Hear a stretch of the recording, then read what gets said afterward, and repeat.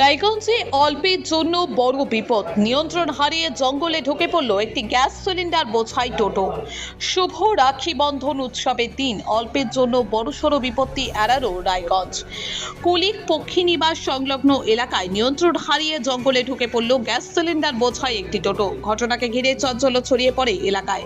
স্থানীয় সূত্রে জানা গিয়েছে, বারোদুয়ারি এলাকা থেকে গ্যাস সিলিন্ডার নিয়ে শিলিগুড়ি মোড়ের দিকে যাচ্ছিল টোটোটি। কুলিক পক্ষীনিবাস সংলগ্ন এলাকায় আচমকাই নিয়ন্ত্রণ হারিয়ে রাস্তার পাশের জঙ্গলে ঢুকে পড়ে সেটি।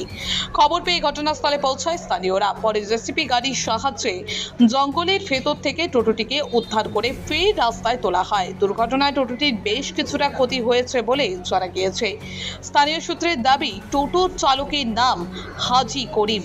তার বাড়ি দক্ষিণ হিমতাবাদ এলাকায়। চালক এবং টোটোতে থাকা অপর ব্যক্তির গুরুতর ক্ষতি না হলেও একজন আহত হয়েছেন বলে স্থানীয় সূত্রে জানা গিয়েছে। তাকে চিকিৎসার জন্য ডাক্তারের কাছে নিয়ে যাওয়ার কথা রয়েছে। তবে দুর্ঘটনার পর বড় প্রশ্ন উঠেছে গ্যাস সিলিন্ডার পরিবহনের নিরাপত্তা নিয়ে। টোটোটি যদি জঙ্গলে ঢুকে পড়ার সময় গ্যাস সিলিন্ডারে কোনোভাবে আগুন ধরে যেত বা সিলিন্ডার ক্ষতিগ্রস্ত হতো, তাহলে পরিস্থিতি কতটা ভয়াবহ হতে পারত তা নিয়ে উদ্বেগ তৈরি হয়েছে। অল্পের জন্য বড় বিপদ এড়ানো গেলেও গ্যাস সিলিন্ডার পরিবহনের ক্ষেত্রে নিরাপত্তা বিধি মানা হয়েছিল কিনা এবং কোনো দুর্ঘটনা ঘটলে তার দায়ভার কার তা নিয়েও এখন প্রশ্ন উঠেছে।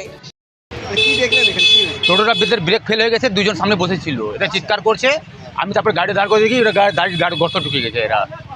তারপরে এরাও নামে উঠে জল টল দিল মাথায় নিজের। কতক্ষণ আগে এটা? 10 মিনিট হবে। আহত হয়েছে কি? না, আহত কারো হয়নি, মাথা হালকা করে বাড়ি লাগছে। কি করে হলো বলে মনে হচ্ছে? এতে ব্রেক মনে হয় ফেল হয়ে গেছে। ব্রেক ফেলের কারণে। কোন জায়গাটা? এই জায়গাটা, এই যে কুলি ব্রিজের ওখানে। টোটোটা রাস্তা দিয়ে আসছিল, দুজনে বুঝতে পারিনি সাইড দিয়ে গাড়ি যাচ্ছিল। এবার ওটা ব্রেক লাগতেনি একদিকে টেনে নিয়েছে। আর টোটোর সামনে একটা সিলিন্ডার ছিল, গ্যাসের সিলিন্ডার টোটো হ্যান্ডেলে বেজে যেয়ে ডাইরেক্ট ফরেস্টের সাইডে এই নালিতে চলে গেছে, নয়নজলিতে। ক্ষয়ক্ষতি হয়েছে? ক্ষয়ক্ষতি ছেলেটা মাথায় খুব লেগেছে, ফুলে গেছে অনেকটা। হ্যাঁ, ছেলেটা এখানটায় আছে, হসপিটালে নিয়ে যেতে হবে। বাড়ি হেমতাবাদে শুনতে পাচ্ছি। আপনার নাম? অসীম সরকার।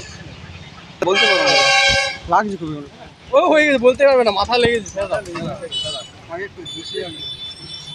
আমি এসে দেখলাম যে এরকম ব্যাপার, একটা জিসিপি দিয়ে ওকে তোলা হচ্ছে। তো আমি দেখলাম যে এরকম ব্যাপার, ও ওখানে যেয়ে আটকে গেছিলো, আর একটু হলে পারে মানে ওই গাড়িটায় পড়ে যেত। তো যাই হোক, ও যেটা বললো, ওকে সুস্থ করার পরে ও যেটা বললো যে একটা সাইকেলওয়ালাকে বাঁচাতে যেয়ে ওর নিয়ন্ত্রণ হারিয়ে, মানে ও দিক নিয়ন্ত্রণ হারিয়ে ও নিজের ব্রেকটাকে নিয়ন্ত্রণ না করতে পেরে ঢুকিয়ে দিয়েছে। বলছি ওই টোটোর মধ্যে গ্যাসও নাকি ছিল? না, উনি এটা ওর সিলিন্ডার ছিল, নয়তো নিজস্ব বাড়ির সিলিন্ডার, হয়তো সেটা হয়তো সিলিন্ডার আনতে যাচ্ছিলো। তা সেই পরিপ্রেক্ষিতে কোনো প্যাসেঞ্জার ছিল না, ভাগ্য ভালো। মানে কপালটা, গ্যাস ভরতে যাচ্ছিলো, কপালটা খুবই ভালো যে কোনো গাড়িতে কোনো প্যাসেঞ্জার ছিল না।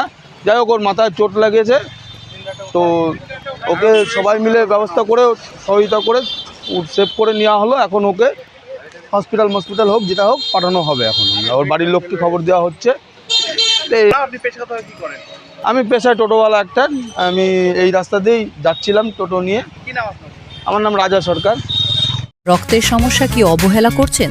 অ্যানিমিয়া, ইনফেকশন থেকে শুরু করে ব্লাড ক্যান্সার, সময় মতো সঠিক ডায়াগনোসিস অত্যন্ত জরুরি।